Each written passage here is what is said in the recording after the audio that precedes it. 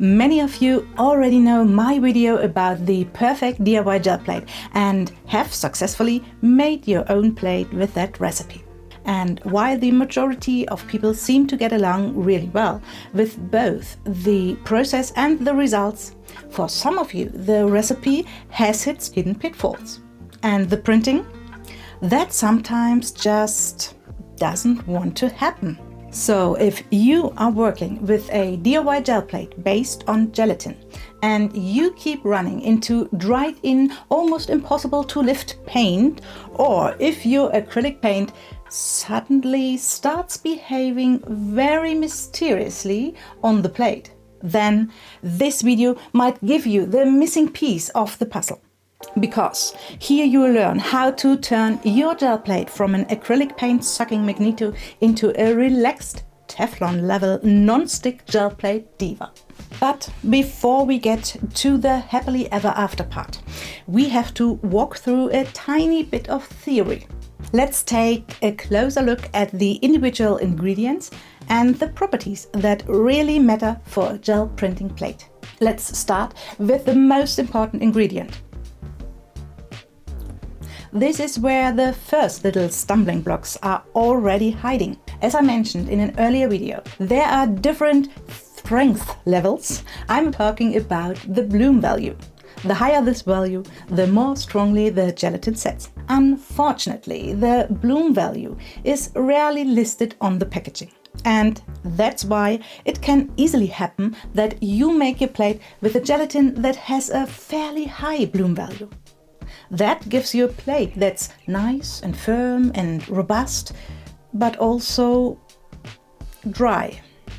The same thing happens if your gelatin has a medium bloom value, but you overdose it, which is not a great idea. And yes, I totally get the temptation, because I personally also really like a firmer, more solid feel. But careful. You won't enjoy printing with that plate for very long, if at all. Why? Glad you asked. Gelatin loves water. The thing is, it doesn't hold on to that water forever. Over time, it loses the water it has absorbed and basically becomes thirsty again. Every time dry gelatin comes in contact with water, it immediately starts sucking it up. So if you overdose the gelatin, you end up with a plate that's not fully saturated with water and therefore very, very thirsty. And that makes it almost impossible to get a proper print, because that gel plate will instantly slurp the water out of your acrylic paint and the pigment then sticks almost irreversibly to the surface. Maybe you remember that I once said I feel like the gel plate needs to warm up first. Kind of like when you are making pancakes. The first 2 or 3 are usually for the bin, right? And yes, that has absolutely been my experience too. Only in this case, it's not about the plate literally heating up like the pan for your pancakes. It's about the plate becoming saturated with water. Before we get to the solution for this far too dry plate problem, I want to walk you through the properties of the other ingredients as well. Next on the list, glycerin is an ingredient that's absolutely everywhere in the food and cosmetics industry. And it's also essential for the DIY gel plate. Glycerin also loves water. But unlike gelatin, glycerin doesn't just pull moisture out of the surrounding environment. It can actually bind water molecules and hold onto them. On top of that, glycerin acts as a plasticizer. It makes the gelatin less brittle and gives the plate that slightly rubbery, flexible feel. So you might think, why not just increase the amount of glycerin in the recipe so the plate can bind more water for longer? Sounds pretty clever, right? Well, it would be if there wasn't one more important property of glycerin getting in the way. Glycerin is also kind of sticky. And no, we don't want a sticky gel plate. Even with the 25% of glycerin that I use in the recipe, we already need some help to tone down that stickiness. And that's where the next ingredient comes in. Alcohol makes sure that the plate feels pleasantly dry to the touch instead of tacky. It also contributes to better shelf life. But over the last month, two big downsides have become very obvious. Let me explain. I have made a lot of gelatin plates by now and used all kinds of alcohols in the process, from 99% isopropyl alcohol to 69% drinking alcohol to disinfectant and even denatured alcohol. I have basically tried it all. And I must have had a whole army of guardian angels, because nothing ever happened. Not even close. Of course I know about the potential risk when working with alcohol. No open flames, don't get it in the eyes, keep the fumes in mind and ventilate well. But that an actual fire could break out while making a gel plate? That idea honestly never even crossed my mind. And yet, that is exactly what happened to lovely Rita. I also read other comments from people saying that the alcohol fumes were irritating their eyes and airways. So, thank you, Rita, and everyone else who shared their experiences in the comments. Your feedback is what finally pushed me to do two things. First, make this video. And second, take the fire risk off the table by kicking alcohol out of the recipe. Yes. The perfect DIY gelatin plate is going sober, because even though I personally never had any issues and always got away with it, if we look at it very soberly, it can be a pretty risky setup. And after spending the last 6 months testing and tweaking a recipe for a vegan DIY gel plate and seeing that all those vegan variations were perfectly fine without added alcohol and are still long-lasting, it made me think, if it works there, why shouldn't it work for the gelatin plate as well? And while the gelatin plate is going through withdrawal and rehab, we are going to tackle the issue of dried out gelatin plates. For this, I dug a relatively old plate that had been exposed to the air for quite a while. I'll show you now how I bring that plate back to life without remelting it, because that works beautifully too. It just takes a bit longer, but doesn't require a stove or microwave. All you need is water and time. The simplest approach is literally give it a bath. Depending on how dry your plate has become, this spa day can take anything between 3 and 48 hours. In my case, it actually took even longer because I didn't have a waterproof container big enough to fit the whole plate. So instead, I just sprayed water onto the surface, placed some kitchen paper towel on top, and wrapped everything in a plastic sheet. It really did feel like a spa treatment. I left the gelatin plate like this for a couple of hours and then repeated the same process on the other side. This helped a bit. The plate definitely improved, but it was still way too dry to print properly. However, the layers of that very stubborn paint had loosened and I was able to wipe them off with the paper towel on top and toss everything straight in the bin, no paint going down the drain. And during testing, I made a really cool discovery. Do you know what pulls old layers of paint off your plate super easily? Craft glue. Yes, really, just simple white water-based craft glue. That basic all-purpose glue. You know the one, but see for yourself. Ooh, it looks... Ooh, yeah.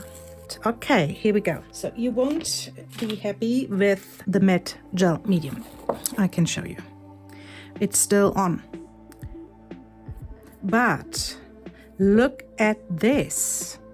It seems that the cheap glue is doing the job.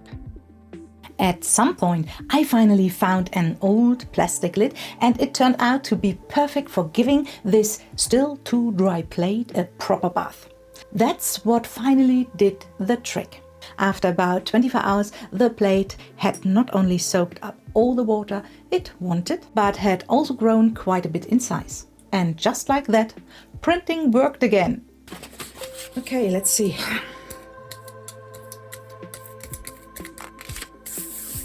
Yeah, and remember not to pull immediately, as I do with my weeding plates, because I can.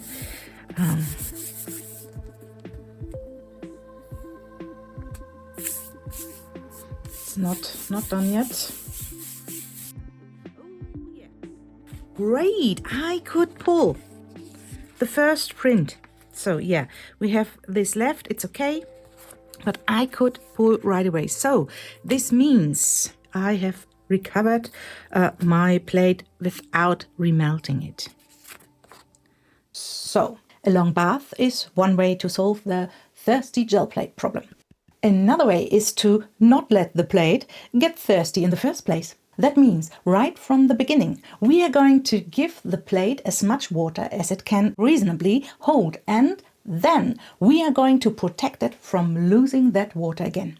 And this is where the second downside of alcohol comes in. The first one was the obvious fire risk. But over time, it also became very clear that alcohol plays a big part in how fast these plates dry out. Who doesn't know that desperate thirst after a big night out? That lovely Sahara in your mouth feeling. So, the fix is actually already in place, because I have decided to take the alcohol out of the recipe completely. That way, we remove the fire hazard and we stop pushing the plate back into that constant "I'm dry, feed me with water" mode. And thanks to my month of experimenting with the vegan DIY gel plate, I already had the perfect substitute ready on the bench. Propylene glycol is just as popular as glycerin in many industries. It's just a bit less famous in everyday life. Propylene glycol is basically glycerin's perfect partner. They both love water and help to hold on to moisture, but they do it in slightly different ways. Chemically, propylene glycol belongs to big alcohol family too, but it behaves very differently from the classic alcohol you can easily set on fire. It's much less volatile, hardly evaporates, and under normal kitchen conditions is significantly less of a fire hazard than denatured alcohol or high-proof drinking alcohol.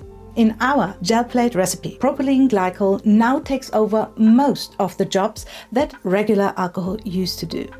It helps the plate to be a bit firmer and more stable without stealing all the water. The gel plate stays flexible, shrinks much less, and prints beautifully. And you get all of that without any flamethrower potential at the stove. And the best part? Propylene glycol can help slow down the growth of bacteria and mould. That's why it's often used in cosmetics and pharmaceutical products to support preservation and, in some formulations, reduce the need for additional preservations. For me, that sounds like a pretty good deal. Oh, and it's not more expensive than isopropyl alcohol in many places, and is similarly easy to get. And if I had to choose between burns well and prints well, well, I guess I shouldn't be put in that position. But I'm pretty sure you will choose the perfectly printing gel plate over the kitchen firework. Back to the experiment. I quickly made 4 little test plates, all without alcohol. Plate number 1 uses the classic recipe with 50% water and 50% polyols, which means 25% glycerin and 25% propylene glycol instead of regular alcohol. Plate number 2 is basically the same thing, just with a different ratio. The proportion of polyols to water is now 40-60 instead of 50-50. So I increased the water content and reduced the amount of polyols. With plate 3 and 4, I moved in the direction of a fusion plate. If you've seen my experiments with the vegan DIY gel plate, that will make sense. One of the really great things about those plant-based versions is that they basically never have issues with paint drying too fast or refusing to lift. Most of the time, you can just pull the print right away. So I created 2 more little test plates based on that idea. One with xanthan gum added and one with konjac. Okay, technically it's glucomannan, but I can never remember how to spell it and I'm lazy. So on my labels I just call it konjac. Just to be clear, konjac is the name of the plant and from its dried root you get konjac flower. Glucomannan is the active part in konjac flower, famous for its extreme gelling and thickening power. Konjac is basically the natural raw material that contains a high percentage of glucomannan. So, you can use either. Glucomannan is simply the more purified ingredient. For plate 3 and 4, I created a completely new recipe to combine the best properties of gelatin and plant-based gelling agents. This recipe might not yet be in its final form. However, the first tests are looking very promising. And I know, this might be a tiny bit frustrating for some of you. But I'm not going to dive deeper into the properties or preparation of these hydrogels in this video. That would completely blow up the scope of this episode. I will cover this much more in depth in the final video about the vegan DIY gel plate. And I'm also thinking about making separate smaller videos for each hydrocolloid and how you can use it in your creative studio. Short version for now, a 1% hydrogel simply means 1% hydrocolloid and 99% water. And of course, or more precisely, my upgraded DIY gel plate calculator will help you figure out the exact amount of ingredients you need. Yes, the recipe calculator is getting an upgrade too, but more on that later. Good to know. All of these 4 test batch mixtures are thermo-reversible. That means you can always remelt any of these plates and pour them again. Back to the test. First, I oiled all test plates very lightly. I now do this with every gel plate that contains gelatin, because it slows down the drying. And since we are already talking about routine, I came up with something extra clever here. But first, let's see how these plates actually print. The fact that they print isn't exactly a big surprise for me anymore, because I've been working with propylene glycol for a while. But it's still really nice to see and to know that the substitute player is doing a good job. There was, however, one thing I did notice.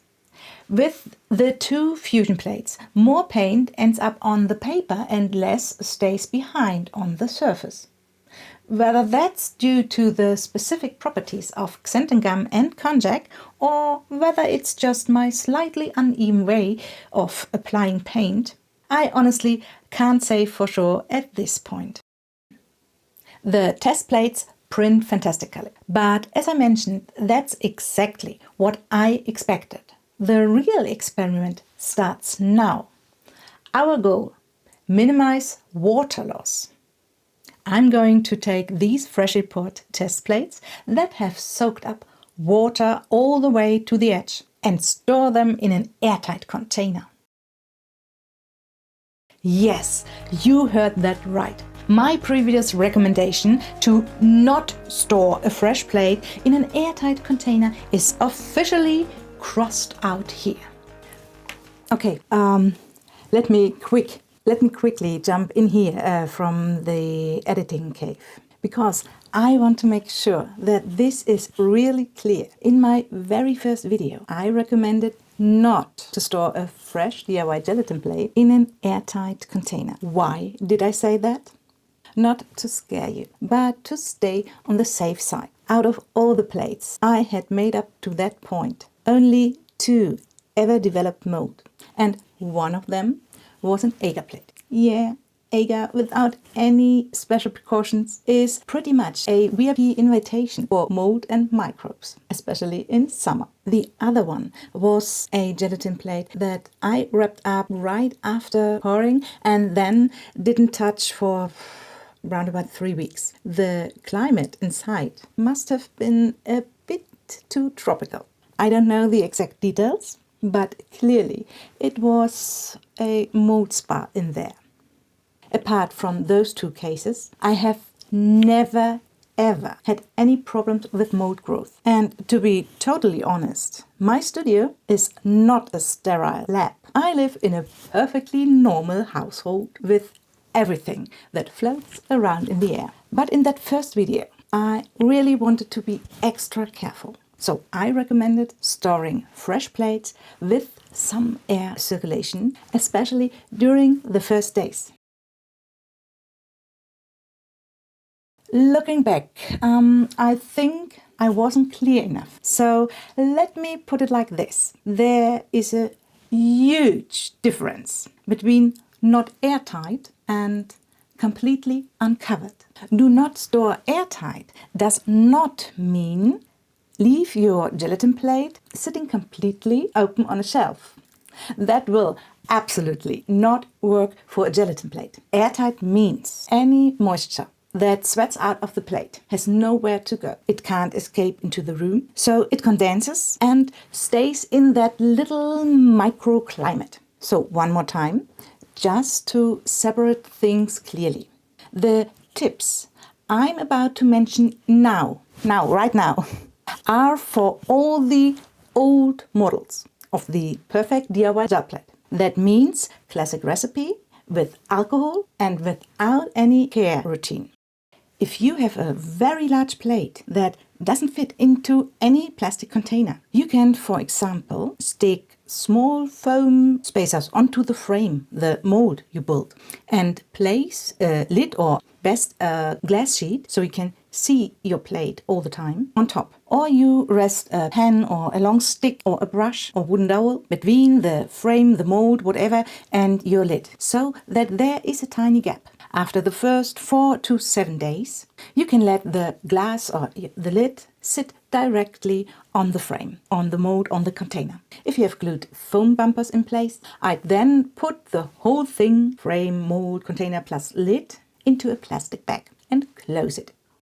For smaller plates that fit into a container you can close, just leave the lid slightly open for the first days and only close it fully after the 4 to 7 days.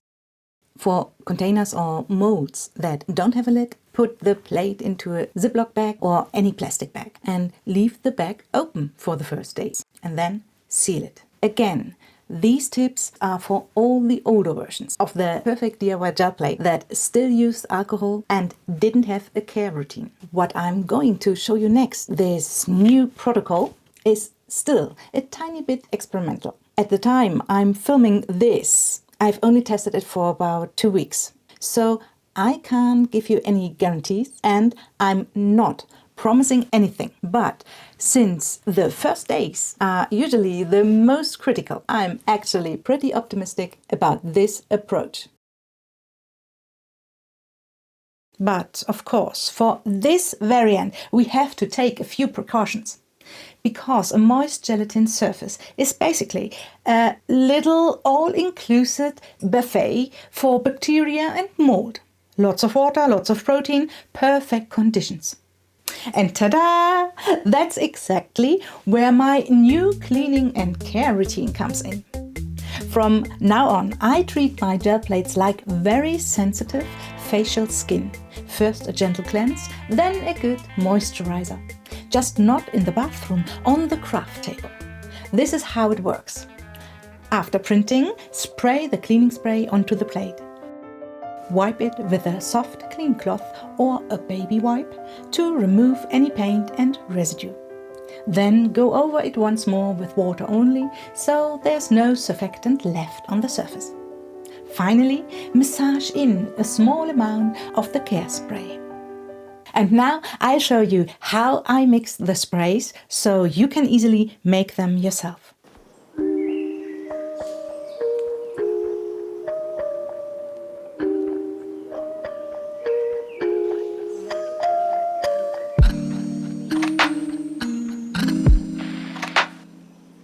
Using tea tree or clove oil in the cleaning spray is optional. I did it because it just makes me feel better about it. Since I personally really dislike the smell of clove oil, I went for tea tree oil in this one. The important part here is that you first dissolve the essential oil in the measured amount of alcohol or in the soap before adding it to the water.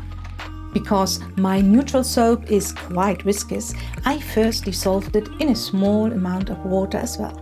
In the end, just mix everything together and pour it into a spray bottle. Add a label and you are done. The purpose of the care spray is to leave a whisper-thin oily protective film on the plate. The mineral oil in the baby oil helps protect against drying out, and the essential oils, which have antimicrobial and anti-mold properties, help make conditions on the surface less inviting for unwanted guests. To be on the safe side, I used both oils here, because clove oil in particular is known to be a pretty strong player in this game. Surprisingly, in combination with tea tree oil, the smell of the clove oil is actually not that bad anymore. Yes, you can still recognize it, but it's absolutely bearable. That part is very individual though, so feel free to experiment a bit and find a scent blend that works for you. This mixture is biphasic. The oil is on top, the water polyol phase is at the bottom. That's why it's absolutely essential that you give the bottle a really good shake before using it, until everything looks nicely cloudy and blended. Then, depending on the size of your plate, you spray on about 2 to 8 pumps and spread the mixture out in a very thin layer over the surface.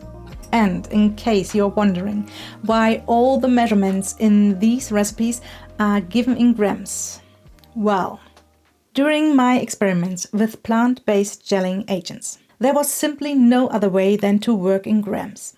These gelling agents are used in such tiny amounts that half a gram more or less can already make a huge difference in the result. That took a bit of getting used to for someone like me who loves the eyeballing with a dash of chaos method. But it also made me think. I love simplicity. I get a ridiculous amount of joy from kicking unnecessary complexity out of things. And that's exactly what happened here. From now on, I'll give all my recipes in grams. And before you panic, take a deep breath and hear me out.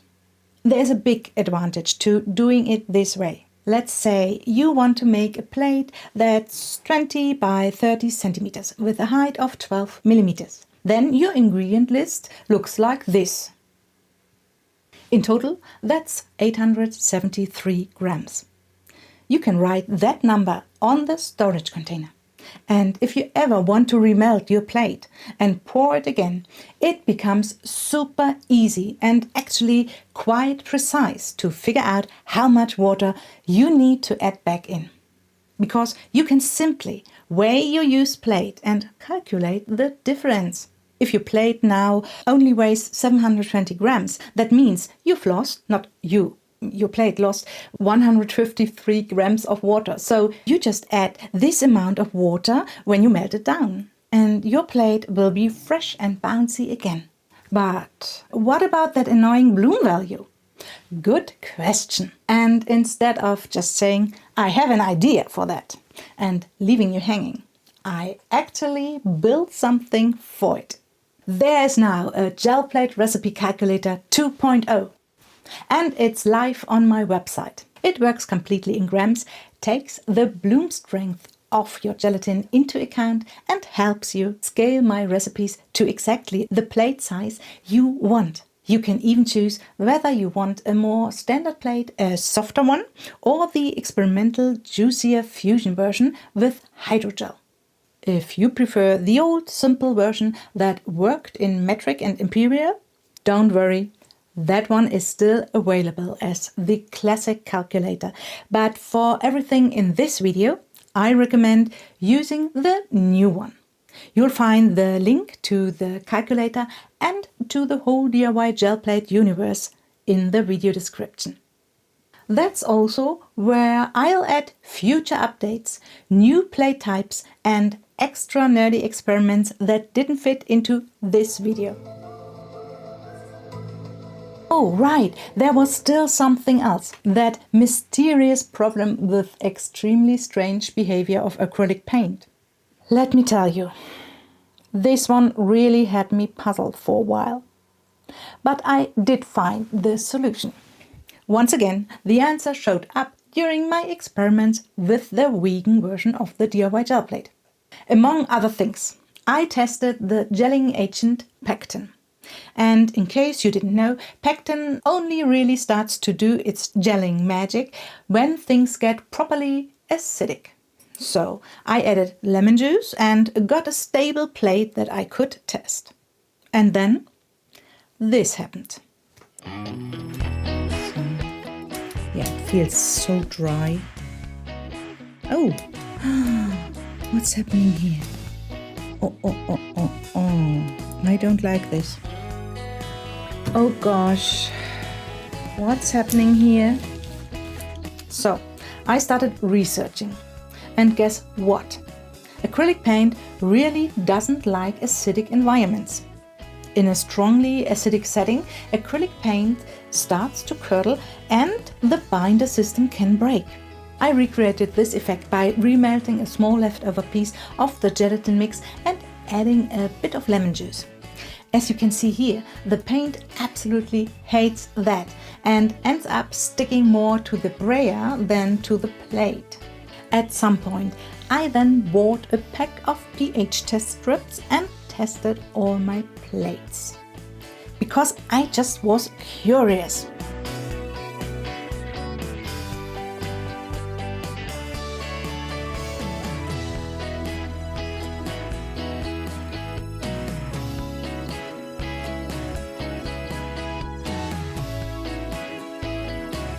The pH of all my working plates was between 6 and 8. I don't know yet how it behaves when things are much more alkaline. That's still an open question for me. But one thing is certain. Please don't add acids like citric acid or lemon juice to your gel plate mix as preservatives. The plate itself might last longer, but it might have issues with printing. But wait!